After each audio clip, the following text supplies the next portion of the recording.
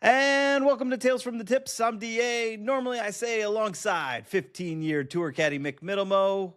We're just a couple guys that love to talk about the game of golf, both inside and outside the ropes, but we come at it from a different perspective. But as you can see, Mick's not here. Mick is like the weather.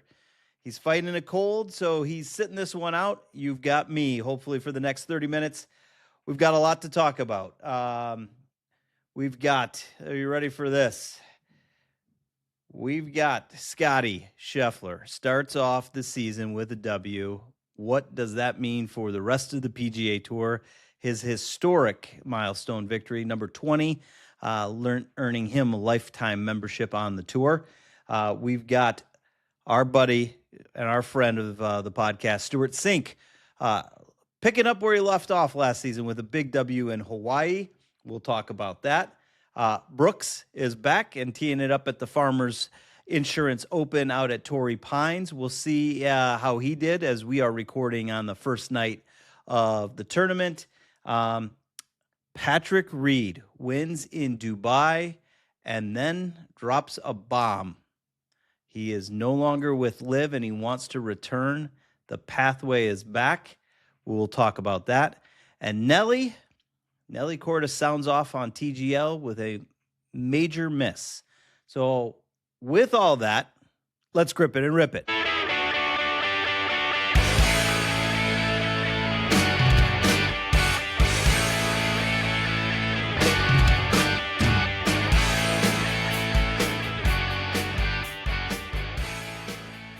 Okay, let's get into the Amex recap.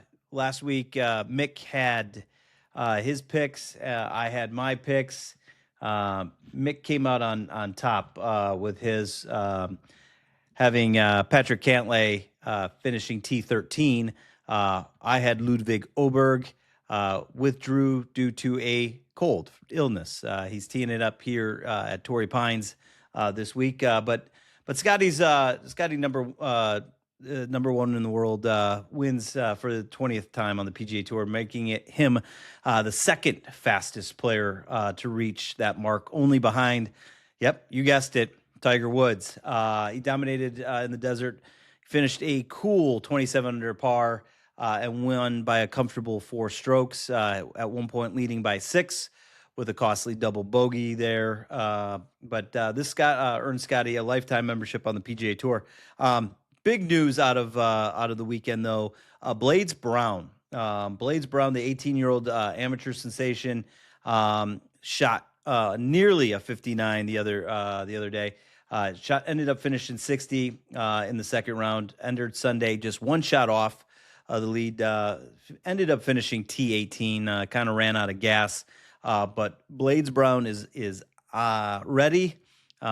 He looks to be the real deal.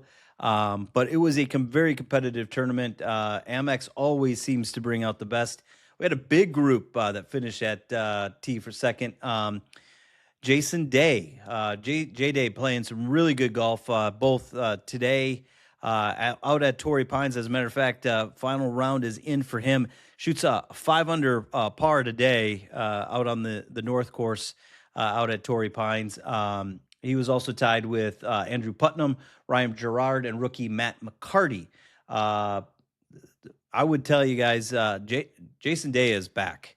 I think he is set to have a really good season this year. Mick's pick for this week at the Farmers is Jason Day. So just to give you guys a little preview of what his pick is. Lots of birdies, though. Really, if you make a bogey, you're going backwards in a big way. You make a par, you're going backwards out there. Conditions were ideal and perfect. The cut line for this event was 13 under, just to give you an idea on how low these guys were going. Ludwig and Nick Dunlap had to withdraw. Ludwig would have made the cut, which really cost me some good FedEx points that I would have earned. But hopefully Ludwig's back and feeling better this week. So as we turn our attention to, obviously to the Farmers Insurance, Torrey Pines, both the North and South Course. North Course always gives up a lot of birdies. South Course always the tougher of the two. guys will go out on both the North and the South Thursday and Friday, and then finish out on the South Saturday and Sunday. The big news out of this weekend, not a very strong field, but you do get to see some guys. Max Homa, Xander Schauffele, Justin Rose is back out there this week. Obviously Scottie not out there this week, Rory not out there this week, but the return of Brooks Koepka to the PGA Tour.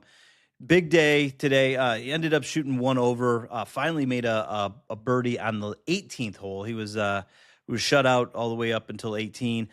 My pick for this tournament, Harris English, last year's reigning champ, also shot one over. Max Homa had a tough day, +3. Ludwig Oberg probably still feeling the effects from the illness, +6. Your leader, though, in the clubhouse on day one, Justin Rose, -10. I'm surprised Mick didn't go with Jay Rose for this one, but I know he wants to ride the hot hand of the Aussie with Jason Day. Xander back home, the San Diego native, obviously big favorite in the betting markets. We'll see what Max has. Obviously, the last time Max teed it up overseas in Tokyo, he won. So again, taking a look just to see where he finished up, I'm gonna have to scroll a little bit. Christian Bezuidenhoek, Chris Gotterup out there this week. You've got Cam Davis teeing it up this week. I'm not seeing Xander. I'll have to scroll through and see where Xander is. I think unlike what we saw last week, birdies are going to be a premium. Driving accuracy is a premium out at the Farmers, and that's one of the things I wanted to talk to Mick about. You have to drive the golf ball really well out at Torrey Pines. The very narrow fairways. They do have a single primary cut of rough, and then obviously you get into the thick stuff. But it's those narrow hosels right up to the greens, the undulation off the greens, those POA Annua greens that are always tough and a little bit tricky anyway. But they have the perfect weather, 70 degrees out there. The course looks absolutely lush. Grounds crew has done an amazing job, and you get that nice ocean breeze there to keep the turf cool. Perfect weather for growing turf out there. Interesting thing, a little unique for this week with Koepka's return, because they're not taking away spots. Our normal 145 field was expanded to 147.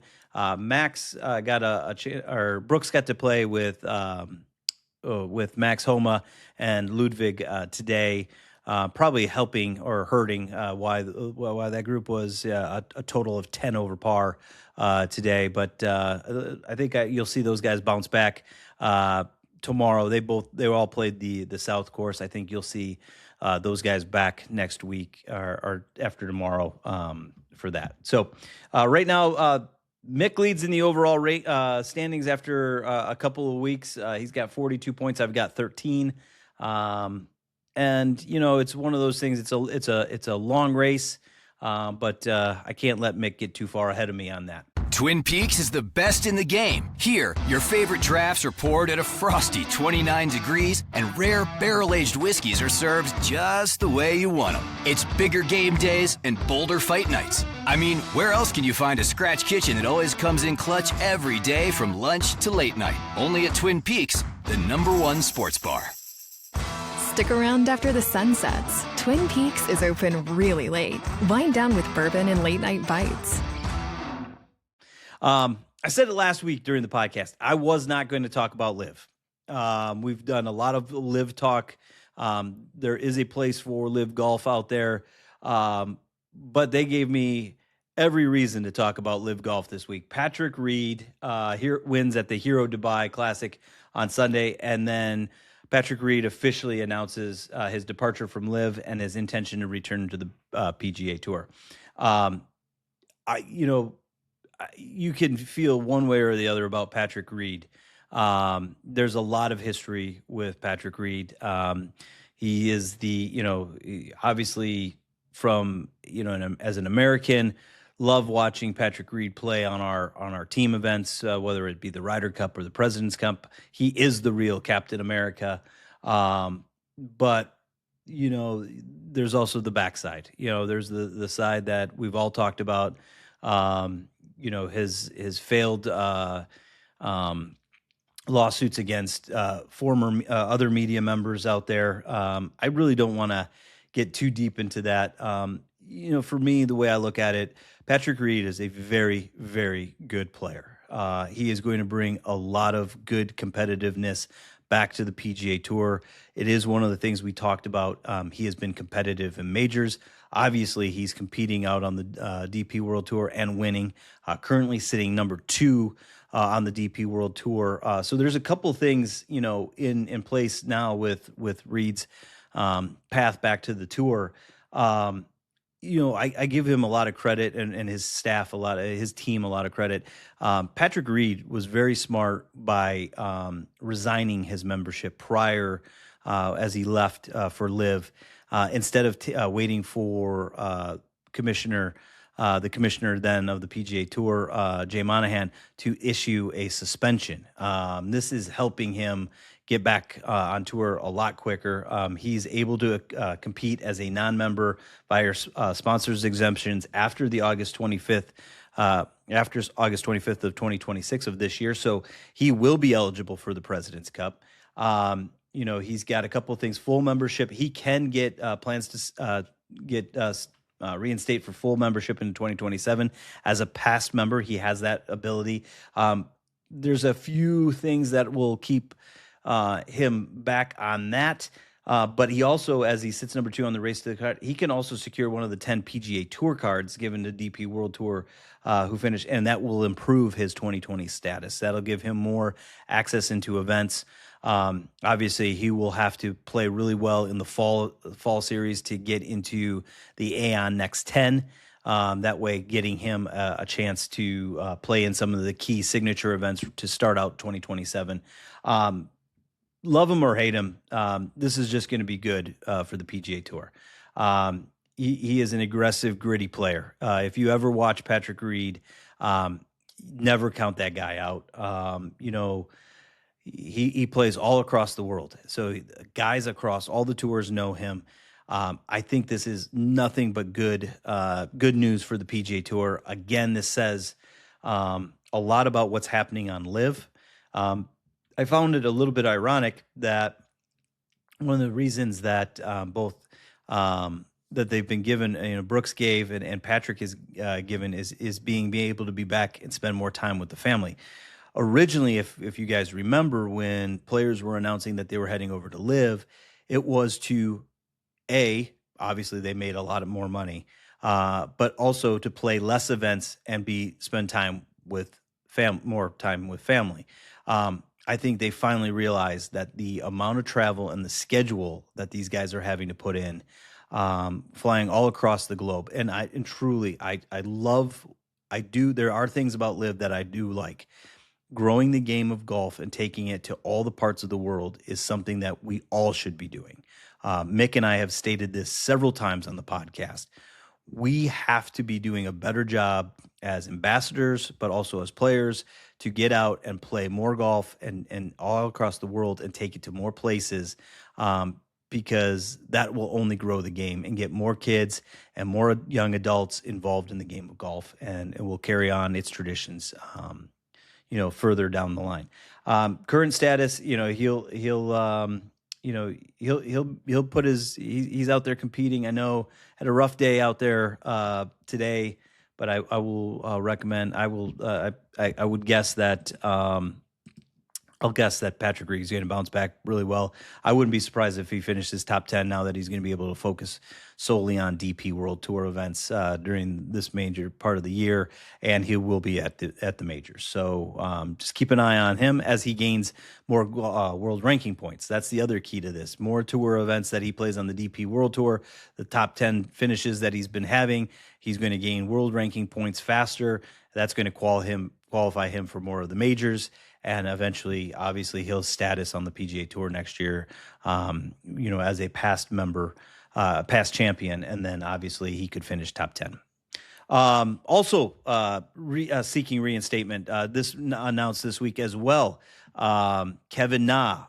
We have talked about Pat Perez and also Hudson Swafford. Now, Kevin Na and Hudson Swafford, for me, there's a couple things. And we've talked about this. I don't have Mick here to argue with me or go back and forth on this, but and we'll talk probably next week on the podcast. But these are the guys to me, just like some of these younger guys that are leaving right now to go over to Live to take the money. You left to take the money. You weren't interested in playing high competitive golf.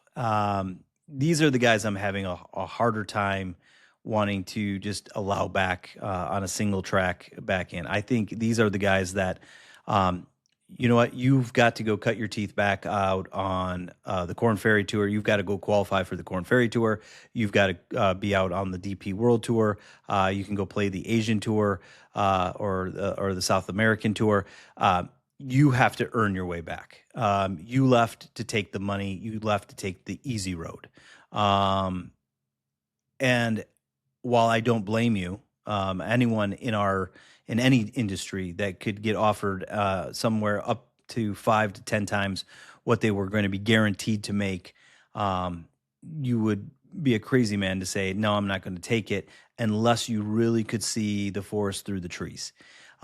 These guys took the money, left to go play a very, recreational league. And that, let's call Live what it is. It is a glorified golf league. And that's not being disrespectful to the guys that are out there, but when you have no open paths now, obviously this year they had to make some changes, and I give the new CEO Scott a lot of credit for making the changes that they've had to make. 72 holes.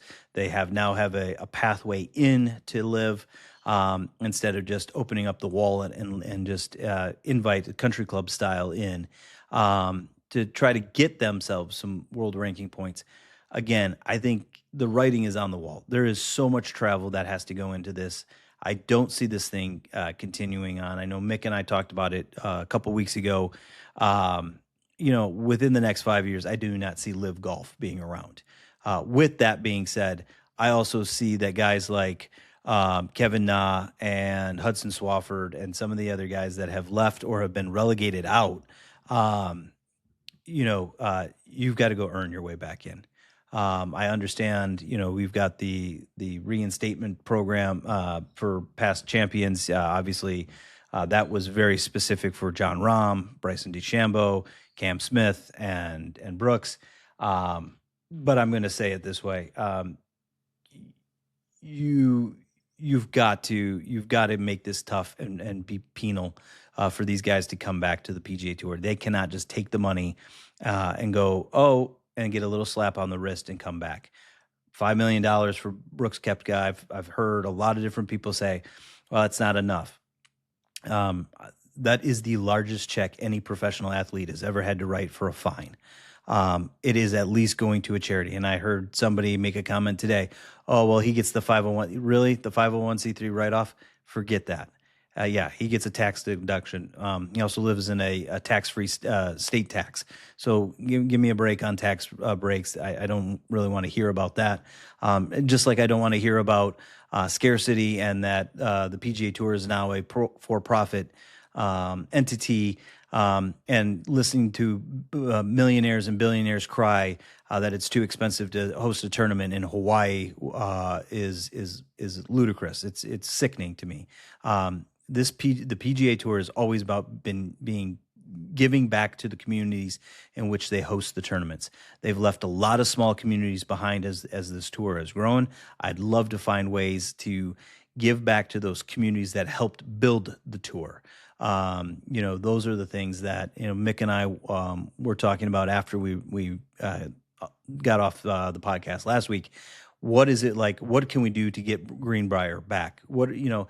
Maybe Warwick Hills isn't back on the PGA Tour, but maybe there are some events. I know the Champions Tour is back up there with the Champions Tour, and Stewart is Stewart Cink, the defending champ. But what are some of the things that we can do to give back to those communities that really helped start the PGA Tour? Those are the things. Like, let's get more strategic. Let's get more. Let's use some more of the contract negotiations that you've done. To tell Sony that after all these years, after 60 plus years in Hawaii, it's just too expensive because now we're a for-profit. Guys, you're going to have a hard time selling me on a bunch of millionaires and billionaires crying that they're not making enough money. Okay. And I get TV ratings against the NFL. Well, guess what? You're going to have to go against it. The NFL isn't going to go backwards. They're going to add another game.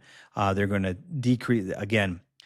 The NFL is smart. They're decreasing the number of preseason games. They've seen what teams have done. Most teams don't even play most of their starters during the preseason. So now you're having premium pricing for preseason games when key guys aren't even going to play. You're going to see an 18-game schedule, and that's going to push the schedule back later into January, therefore pushing the Super Bowl probably going to end the same time as President's Weekend so that everybody can have their Super Bowl parties on a Sunday, have President's Day off the next day here in the States, and enjoy. So, guys, give me a break on some of that. Last thing that I have before I say goodbye is Nelly Korda. Nelly Korda sounded off this past week on TGL. And she's not wrong, guys.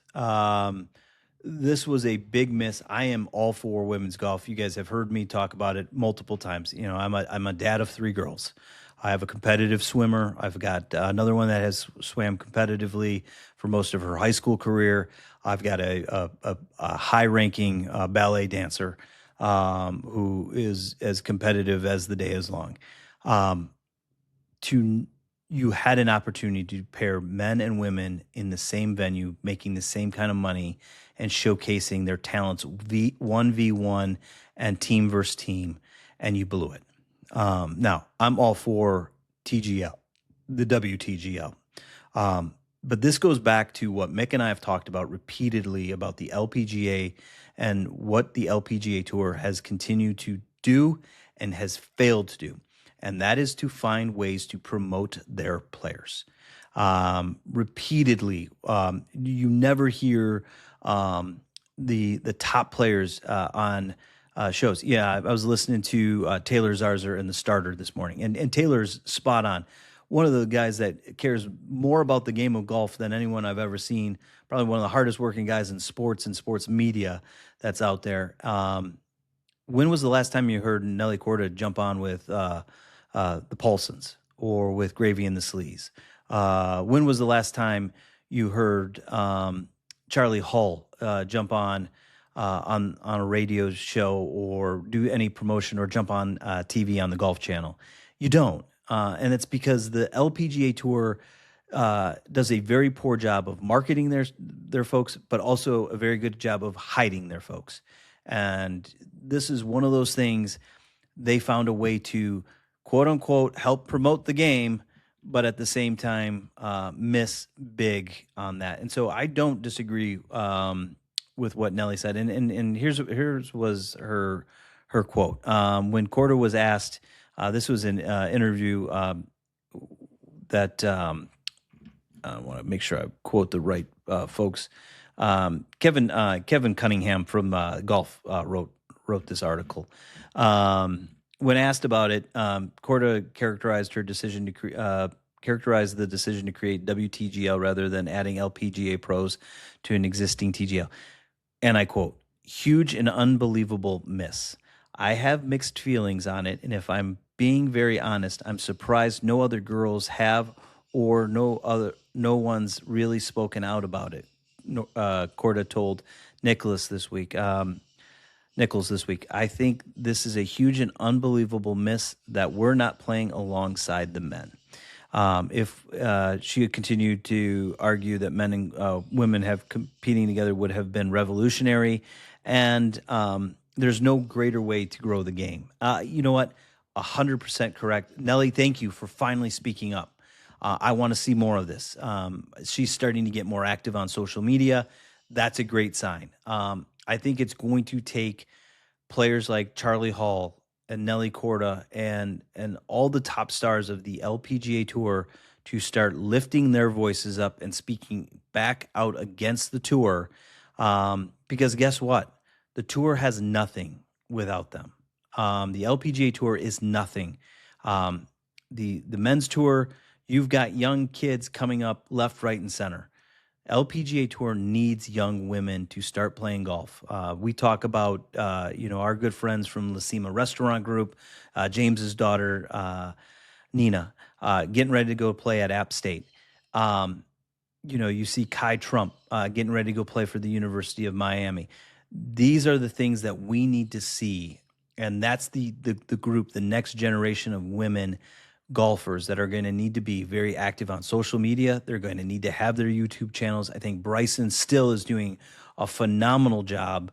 I think one to his detriment, actually, on this side, it's keeping him from being able to come back to the PGA Tour. But at the same time, use the channels and the power of social media to help grow the game. I give a ton of credit to the girls at Golf Girls, podcast. They do a phenomenal job of putting out really good content. You continue to be more impressed by more of the women on the social media side than any of the guys. We're in an interesting time in golf. We keep hearing about money, but at the same time, we're missing out on opportunities to grow the game in easy opportunities. So hopefully the folks from TGL and WTGL get together and say, you know what?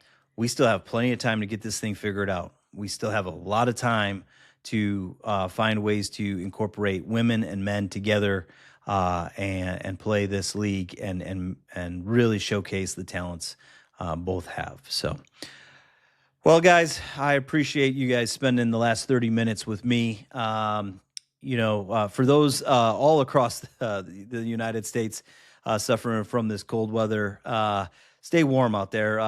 Keep those hitting bays warm. Your golf sims up and active. Keep your as Mick will always say, keep your clubs inside. It's cold out there. But if you have a chance to get out and play, like we always say, we thank you for teeing it up with us on Tales from the Tips. If you're catching us on YouTube, make sure you give us a like, hit that subscribe button. Drop us a comment. Let us know how we're doing. Let me know how I did. And if you agree or you disagree on some of the things I shared with you guys tonight, you can find every episode of Tales from the Tips wherever you find your favorite podcast. Apple, Spotify, YouTube, and of course, now you can find it on iHeart, the iHeart app. Just search under Tales from the Tips under podcast. Hit the plus button, hit the subscribe button, give us a like. And we would appreciate it. We are always on the socials, Instagram, X, and Mick's favorite, TikTok. That's right. Mick is a big TikToker. Just, if he can ever figure out how to turn it on his phone. You can watch Mick and I live on the Twitch. I'm seeing all those folks out there tonight. Good to see you guys tonight joining us on a Thursday evening here at the end of January. And, of course, you can catch all of our content on YouTube, our shorts, and our new episodes as they drop. Guys, stay warm out there. Keep your drive straight, your putt short, and your scores low. We'll see you next time as we tee it up on Tales from the Tips. I know from Mick. Feel better, buddy. We'll talk to you next time.